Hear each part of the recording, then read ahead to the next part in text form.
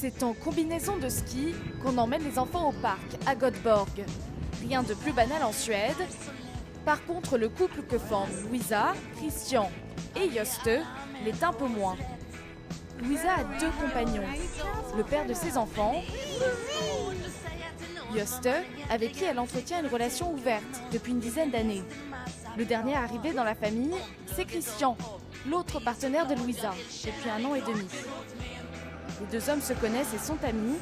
Ça ne leur pose aucun problème d'entretenir une relation avec la même femme. La priorité maintenant, ce sont les enfants, surtout quand ils sont jeunes. On a vraiment de la chance qu'ils aiment autant Christian. Et pour nous aussi, ça nous enlève de la pression. C'est parfait. Quand Christian vient à la maison, il a toute leur attention. Vous ne rêvez pas, dans la rue, Louisa marche main dans la main avec ces 2 hommes. Si vous vous sentez déboussolé, c'est normal, car cette famille a fait un choix de vie qui bouscule les normes sociales.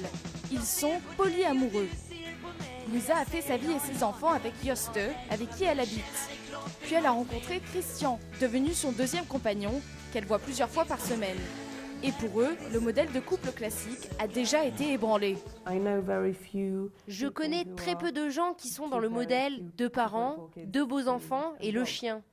Il y a plusieurs membres dans une famille et c'est comme ça que je nous vois. C'est comme quand vous avez un enfant. Vous l'aimez évidemment de tout votre cœur. Puis, un 2e enfant arrive et vous l'aimerez tout autant que le premier.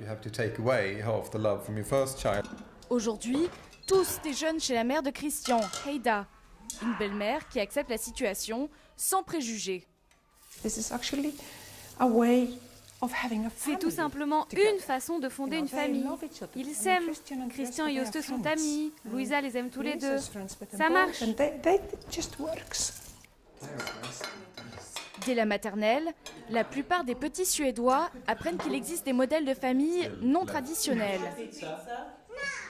Pas si étonnant en Suède, pays champion des avancées sociales. L'égalité homme-femme y est une priorité nationale et l'adoption par les couples homosexuels est autorisée depuis plus de 10 ans. Plusieurs fois par mois, ce café accueille des polyficas, des cafés-rencontres pour les polyamoureux qui viennent discuter de leur choix, encore minoritaire, en attendant qu'ils soient mieux compris du grand public. L'occasion aussi de se moquer d'une certaine hypocrisie. Les Français m'ont beaucoup inspiré. Ils ont toujours eu leur histoire de maîtresse, même vos présidents. Les gens ont besoin et envie d'amour et de rencontrer de nouvelles personnes. Ce qu'il y a de nouveau, c'est simplement que nous, on en parle, et qu'on est ouvert et honnête avec tous ceux qui sont concernés. Ces dernières années, le parti du Centre qui siège au Parlement suédois a milité pour un changement de loi qui permettrait de se marier à plusieurs. Pour l'instant, sans succès.